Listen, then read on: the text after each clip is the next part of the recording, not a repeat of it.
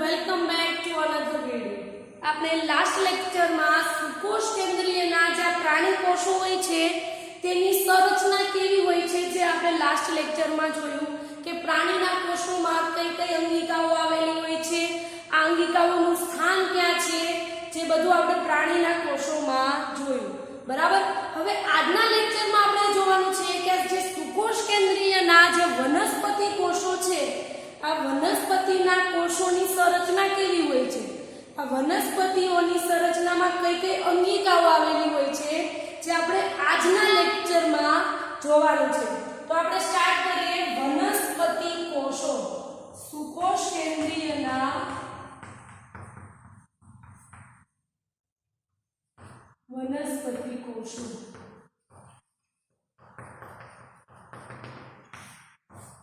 બરાબર। સુકોષ કેન્દ્રીયના જશે કારણ કે વનસ્પતિઓ જે છે તેમાં કોષ કેન્દ્ર પટલ સુવિકસિત હોય છે, એટલે કે કોષ કેન્દ્ર પટલ આવેલું હોય છે જેથી બધી જ વનસ્પતિ સુકોષ કેન્દ્રીય જ છે। બરાબર। તો આપણે ચાલુ કરીએ કે વનસ્પતિના કોષોમાં કઈ કઈ અંગિકાઓ આવેલી હોય છે અને તેનું સ્થાન ક્યાં હોય છે। આપણે પ્રાણીના કોષોમાં આ વાત આપણે કરી દીધી છે, પણ ફરીથી એક વખત રિવિઝન કરી લઈએ એટલે તમને વનસ્પતિના કોષોની જે આકૃતિ છે તમે ઈઝીલી ડ્રો કરી શકો। બરાબર। તો આપણે સ્ટાર્ટ કરીએ। પહેલી અંગિકા એટલે આપણે અંતઃપટલમય અંગિકાઓની વાત કરીશું। તો અંતઃપટલમય અંગિકાઓમાં અંતઃકોષરસ જાળનો સમાવેશ થાય છે।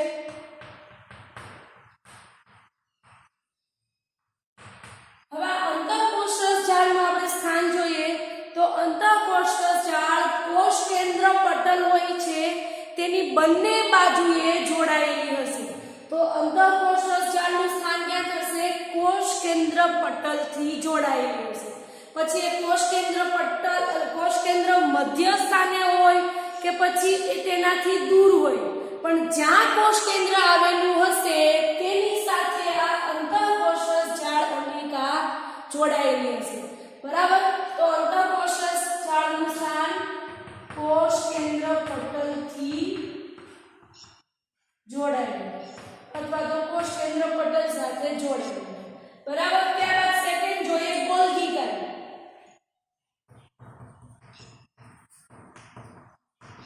ગોલ્ગી કાય નામની જે અંગિકા છે તે કોષ કેન્દ્રની નજીક આવેલી હશે। કોષમાં જે સ્થાને કોષ કેન્દ્ર આવેલું હશે એ કોષ કેન્દ્રની નજીકમાં જ આ ગોલ્ગી કાય નામની અંગિકા આવેલી હશે। બરાબર। તો ગોલ્ગી કાયનું સ્થાન ક્યાં થશે? કોષ કેન્દ્રની નજીક। ત્યારબાદ આપણે ત્રીજું જોઈએ લાઇસોસોમ।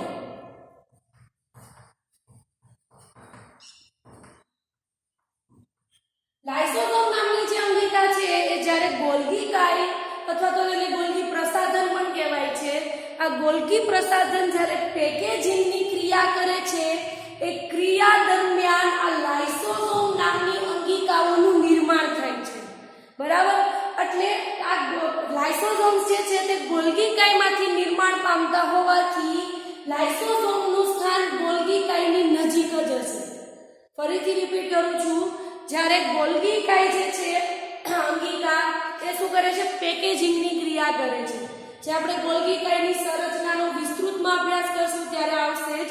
તો એ જ્યારે પેકેજિંગની ક્રિયા કરશે ત્યારે તેમાંથી લાઇસોસોમનું નિર્માણ થતું હોય છે અને આ લાઇસોસોમ ગોલ્ગી કાયમાંથી નિર્માણ પામતા હોવાથી તે ક્યાં આવેલા હશે? ગોલ્ગી કાયની નજીકમાં ગોઠવાયેલા હશે।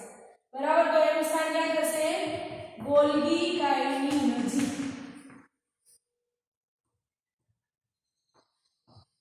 ત્યારબાદ આપણે જોઈએ રસધાની। તો રસધાની જે છે તે વનસ્પતિના કોષોમાં હાજર હોય છે। જ્યારે આપણે વનસ્પતિ અને પ્રાણીના કોષોની વચ્ચે તફાવત જોયા હતા તેમાં કીધું હતું કે રસધાની જે છે તે વનસ્પતિના કોષોમાં હાજર હોય છે। આપણે અત્યારે એક વનસ્પતિના કોષનું સપોઝ અહીંયા એક્ઝામ્પલ લઈએ, આ વનસ્પતિ કોષ છે। બરાબર। તો વનસ્પતિના કોષોમાં આ રસધાની જે હોય છે તે મોટી અને કેન્દ્રસ્થ ભાગે આવેલી હોય છે। હવે હું તમને એક ખ્યાલ આપું કે રસધાની જે હોય છે તે વનસ્પતિના કોષોનું જેટલું કદ હોય છે તેમાં વનસ્પતિના કોષોનું જેટલું કદ છે એમાંના 90% કદ આ રસધાની રોકે છે. એટલે તમને ખ્યાલ આવી ગયો હશે કે વનસ્પતિના કોષોમાં આ રસધાની કેટલી મોટી હશે. બરાબર. અને આ રસધાનીનું વનસ્પતિના કોષોમાં સ્થાન છે કેન્દ્ર ભાગે અથવા તો મધ્યસ્થ ભાગે આવેલું છે. ત્યારબાદ આપણે જોઈએ કણાભ સૂત્ર. કણાભ સૂત્ર જે છે તે વનસ્પતિ હોય કે પ્રાણી કોષ હોય, કોષ કયું કાર્ય કરે છે તેના આધારે તેની સંખ્યા નક્કી થશે. બરાબર. ત્યારબાદ આપણે જોઈએ રંજક દ્રવ્ય અથવા તો તેને હરિત દ્રવ્ય પણ કહી શકીએ. આ રંજક દ્રવ્ય જે છે તે વનસ્પતિના કોષોમાં આવેલા હોય છે, કારણ કે વનસ્પતિ જે છે તે પ્રકાશ સંશ્લેષણની પ્રક્રિયા કરે છે. અને પ્રકાશ સંશ્લેષણની પ્રક્રિયા માટે જો કોઈ જરૂરી ઘટકો હોય તો આપણે જરૂરી ઘટકોના નામ લખીએ તો તેમાં CO2, ત્યારબાદ રંજક દ્રવ્ય અથવા તો હરિત દ્રવ્ય અને પ્રકાશ. આ ત્રણ વગર વનસ્પતિ ક્યારેય પણ પ્રકાશ સંશ્લેષણની પ્રક્રિયા કરી શકતી નથી. બરાબર. તો રંજક દ્રવ્ય જે છે તે પ્રકાશ સંશ્લેષણ માટે ખૂબ જ જરૂરી છે, કારણ કે એ શું કરશે, જ્યારે સૂર્યનો પ્રકાશ આપાત થતો હશે ત્યારે તેની ઉપર મતલબ વનસ્પતિ તરફ વધુ આ રંજક દ્રવ્ય પ્રકાશને ખેંચશે. બરાબર. એટલે રંજક દ્રવ્યનું સ્થાન જે છે તે કોષ દિવાલની નજીક હશે, જેથી એ સૂર્યના પ્રકાશને ઈઝીલી તેના તરફ ખેંચી શકે. બરાબર. ત્યારબાદ આપણે જોઈએ તો તેમાં એક પટલ વિહીન અંગિકા આવેલી હોય છે જેનું નામ છે રિબોઝોમ. તેમાં રિબોઝોમ આવેલા હોય છે. રિબોઝોમ પટલ વિહીન હોવાથી તે છૂટાછવાયા મતલબ કે કોષરસમાં ફેલાયેલા હશે.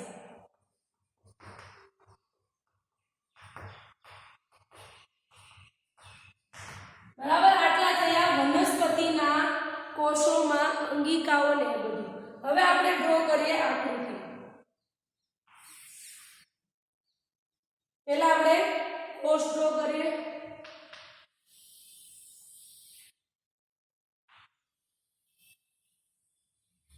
આજે આપણે ડ્રો કરીએ છીએ વનસ્પતિ કોષ છે.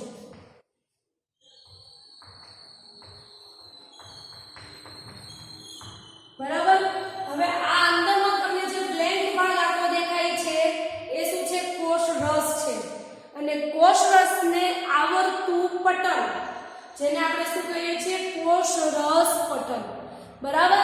હવે તમને ખબર છે કે વનસ્પતિ કોષ અને પ્રાણીના કોષોનો આપણે તફાવત જોયા હતા. ત્યારે મેં કીધું હતું કે વનસ્પતિના કોષોમાં કોષ દિવાલ હાજર હોય છે. બરાબર. તો હવે શું થતું હોય છે કે વનસ્પતિ જે છે, આપણે અહીંયા ડ્રો કરીએ વનસ્પતિનો કોષ છે. બરાબર. હવે આ કોષ જે છે તે વિભાજન પામે છે. બરાબર. તો વિભાજન ક્યારે પામશે કે જ્યારે પરિપક્વ થશે ત્યારે. તો હવે આ કોષ જે છે તે પરિપક્વ થયો અને હવે શું કરશે, એ વિભાજન પામશે. વિભાજન પામશે એટલે આ કેવા કોષોનું નિર્માણ થશે, બાળ કોષો યા તો તરુ કોષો. બરાબર. તો જ્યારે આ તરુ કોષો હશે ત્યારે તેની ફરતે પ્રાથમિક કોષ દિવાલનું નિર્માણ થતું હોય છે. આવી રીતે. બરાબર. હવે શું થશે કે આ પ્રાથમિક કોષ દિવાલ જે છે એટલે કે આ તરુણ અવસ્થાનો જે કોષ છે તે ઓબ્વિયસલી વૃદ્ધિ પામવાનો છે, એ પણ પરિપક્વ થવાનું છે. તો જ્યારે પરિપક્વ થશે ત્યારે પ્રાથમિક કોષ દિવાલની અંદરની તરફ હજુ એક કોષ દિવાલનું નિર્માણ થશે, જેને દ્વિતીયક કોષ દિવાલ તરીકે ઓળખવામાં આવે છે. બરાબર. તો આપણે આવી રીતે અત્યારે 3 ડ્રો કરશું લેયર, જેમાં આ જે છે તે કોષ રસ પટલ છે.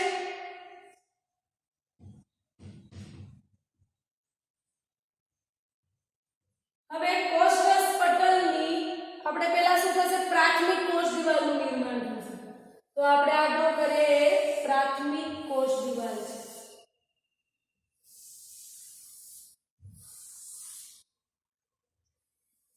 હવે પ્રાથમિક કોષ દિવાલ જ્યારે એટલે કે જ્યારે તરુણ કોષમાંથી હવે પરિપક્વ થશે કોષ, એટલે તેના ફરતે એટલે કે પ્રાથમિક કોષ દિવાલની અંદર એક દ્વિતીયક કોષ દિવાલનું નિર્માણ થશે. તો આ જે છે તે દ્વિતીયક કોષ દિવાલ.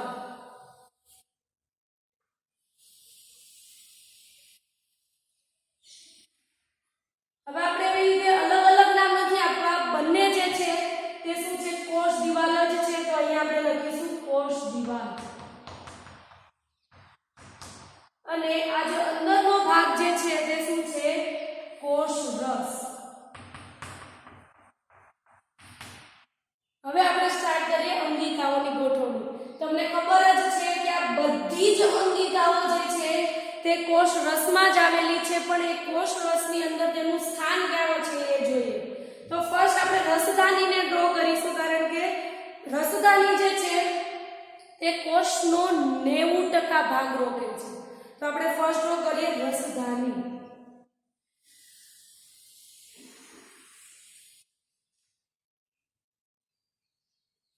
આ જે છે તે રસધાની છે, બરાબર. હવે રસધાનીની ફરતે જે પટલ આવેલું હોય તેને રસધાની પટલ તરીકે પણ ઓળખવામાં આવે છે, યા તો તેને ટોનોપ્લાસ્ટ તરીકે પણ ઓળખીએ છીએ, બરાબર. તો આપણે કોઈ બી વર્ડ લખી શકીએ. રસધાનીની ફરતે જે પટલ આવેલું હોય તેને આપણે ટોનોપ્લાસ્ટ પણ લખી શકીશું, યા તો રસધાની પટલ પણ લખી શકીશું. તો આપણે અહીંયા લખીશું રસધાની પટલ. હવે રસધાની પટલની અંદર ગ્રેફાઇટના સ્ફટિકો આવેલા હોય છે, આવા ટાઈપના.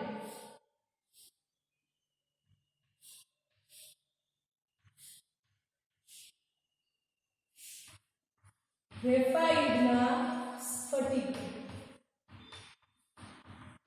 બરાબર. આ થયું રસધાની. હવે આપણે સ્ટાર્ટ કરીએ અંગિકાઓ. પહેલા આપણે જોઈએ અંતઃકોષરસ જાળ. તો અંતઃકોષરસ જાળનું સ્થાન ક્યાં હોય છે? કોષ કેન્દ્ર પટલથી જોડાયેલા હોય છે. હવે કોષ કેન્દ્ર મોટા ભાગે કોષોમાં ક્યાં આવેલું હોય? વચ્ચે આવેલું હોય છે. પણ વનસ્પતિના કોષોમાં કેન્દ્રસ્થ ભાગે શું આવેલું હોય છે? રસધાની, બરાબર. તો હવે વનસ્પતિના કોષોમાં આ કોષ કેન્દ્ર જે છે તે રસધાનીથી થોડું એવું, મતલબ આ રસધાની જે છે તેનાથી થોડું એવું દૂર આવેલું હોય છે, એટલે કે કોષ દિવાલ અને રસધાનીની વચ્ચે આવેલું હોય છે. તો અહીંયા આ જે છે તે કોષ કેન્દ્ર છે. આ જે છે તે શું છે? કોષ કેન્દ્ર. કોષ કેન્દ્રની અંદર શું આવેલું હોય? કોષ કેન્દ્રિકા.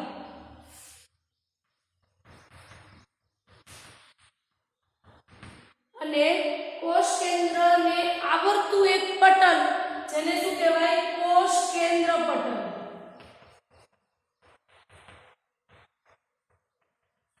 ક્લિયર અહીંયા સુધી? હવે આપણે અંતઃકોષરસ જાળ ડ્રો કરીએ. તો અંતઃકોષરસ જાળ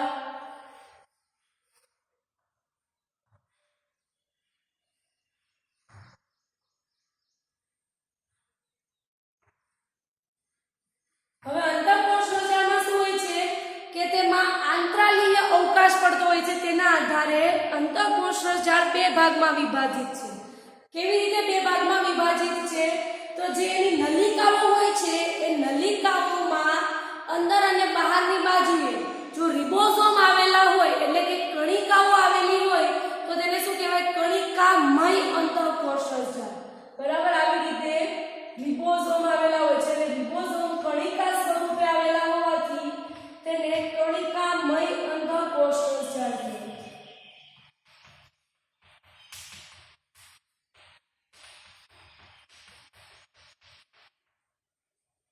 હવે જે નલિકાઓમાં આ કણિકાઓ નથી આવેલી, એટલે કે રિબોઝોમ નથી આવેલા, તો તેને શું કહેવાય? કણિકા વિહીન અંતઃકોષરસ જાળ.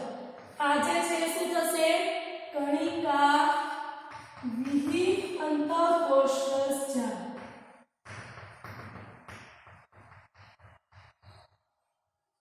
હવે આપણે ડ્રો કરીએ બીજી અંગિકા, જેનું નામ છે ગોલ્ગી કાય. તો ગોલ્ગી કાયનું સ્થાન ક્યાં છે? કોષ કેન્દ્રની નજીક. તો આ કોષ કેન્દ્ર છે, તો અહીંયા આવી રીતે નજીકમાં જ ગોલ્ગી કાય જે છે તે આવેલી હશે, બરાબર. આ જે છે તે શું છે? ગોલ્ગી કાય છે. હવે આપણે જોઈએ ત્રીજી લાઇસોઝોમ. લાઇસોઝોમ ક્યાં આવેલું હોય છે? ગોલ્ગી કાયની નજીક આવેલું હોય છે. તો આ ગોલ્ગી કાય છે, તો એની આજુબાજુમાં આવી રીતે લાઇસોઝોમ્સ જે છે તે આવેલા હશે, બરાબર. આ જે છે તે લાઇસોઝોમ છે. ત્યારબાદ આપણે રસધાની તો જોઈ લીધી. હવે ડ્રો કરીએ તણાવ સૂત્ર. સૂત્ર, તો કણાભ સૂત્ર જે છે આ જે છે તે કણાભ સૂત્ર છે.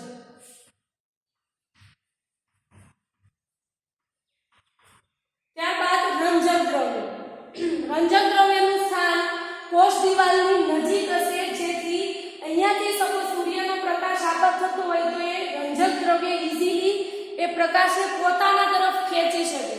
એટલા માટે આ કોષ દિવાલ જે હશે તેની નજીકમાં જ આ રંજક દ્રવ્યો આવેલા હશે.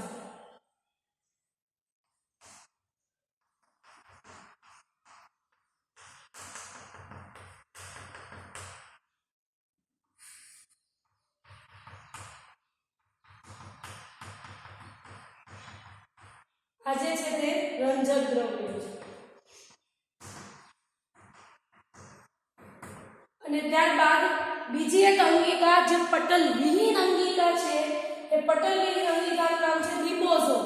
અને તે કોઈ પટલ વડે આવૃત ન હોવાથી તે કોષરસમાં ફેલાયેલી હશે. બરાબર. તો અહીંયા આ જે છે આપણે બીજા કલરથી ડ્રો કરીએ. આ જે છે તે રિબોઝોમ. તો આ થયો એક વનસ્પતિ કોષની એક લાક્ષણિક સંરચના કે વનસ્પતિના કોષોમાં કઈ કઈ અંગિકાઓ અને કેવી કેવી રીતે ગોઠવાયેલી હોય છે. બરાબર. તો આપણે ફરીથી થોડું વનસ્પતિના કોષની આકૃતિનું રિવિઝન કરી લઈએ. તો કેન્દ્રમાં મોટી કેન્દ્રસ્થ રસધાની આવેલી હોય છે. રસધાની જે છે તેને આવરતું એક પટલ, જેને રસધાની પટલ યા તો ટોરોપ્લાસ્ટ કહેવાય છે. અને રસધાનીની અંદર રસધાનીના સ્ફટિકો એટલે કે ગ્રેફાઇટના સ્ફટિકો આવેલા હોય છે. ત્યારબાદ આપણે અંગિકાઓની વાત કરીએ, બીજી અંગિકાઓની, તો તેમાં કોષ કેન્દ્ર જે છે એ કોષ કેન્દ્ર પટલની બંને બાજુએ અંતઃકોષરસ જાળ આવેલી હોય છે. ત્યારબાદ ગોલ્ગી કાય જે છે તે કોષ કેન્દ્રની નજીક આવેલી હશે. લાઇસોસોમ્સ જે છે તે ગોલ્ગી કાયની નજીક આવેલી હોય છે. ત્યારબાદ કણાભ સૂત્ર કોષ કયું કાર્ય કરે છે તેના આધારે તેની સંખ્યા આવેલી હોય છે. રંજક દ્રવ્ય જે છે તે કોષ કેન્દ્ર જે દિવાલ હોય છે એ કોષ દિવાલ જે હોય છે એ કોષ દિવાલની નજીક આવેલા હોય છે.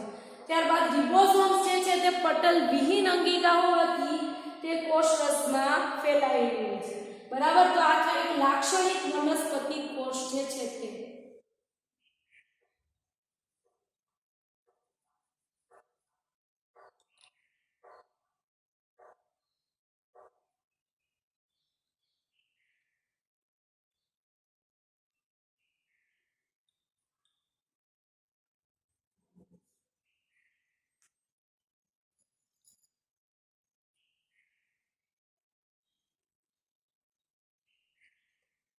હવે હોમવર્કમાં તમને ક્વેશ્ચન આપું છું.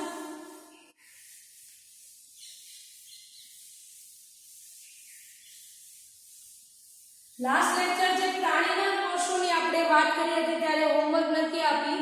હવે વનસ્પતિ અને પ્રાણી કોષ આ બંને લેક્ચરનું ભેગું હોમવર્ક આપું છું. પહેલું હોમવર્ક એ છે કે વનસ્પતિ અને પ્રાણી કોષ જે છે તેના તફાવત લખવાના છે.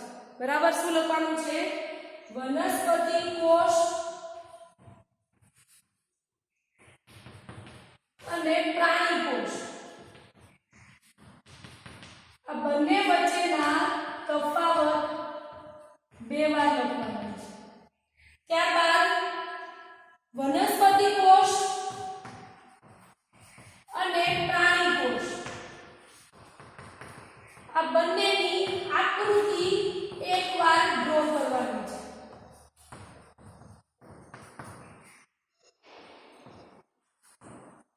બરાબર. અને હજુ એક મેઇન ઇમ્પોર્ટન્ટ છે કે આદિકોષ કેન્દ્રીય અને સુકોષ કેન્દ્રીય જે છે તે એવા પ્રકારનો કોષ કયા સજીવોમાં જોવા મળે છે લખવાનું છે. આદિકોષ કેન્દ્રીય પ્રકારનો કોષ કયા સજીવોમાં જોવા મળે છે અને સુકોષ કેન્દ્રીય પ્રકારનો કોષ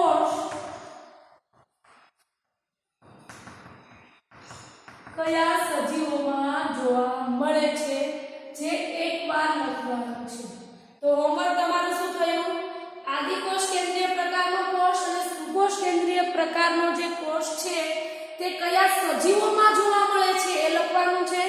ત્યારબાદ વનસ્પતિ કોષ અને પ્રાણી કોષોના તફાવત બે વાર લખવાના છે. વનસ્પતિ અને પ્રાણી કોષ બંનેની આકૃતિ એક વાર દોરવાની છે.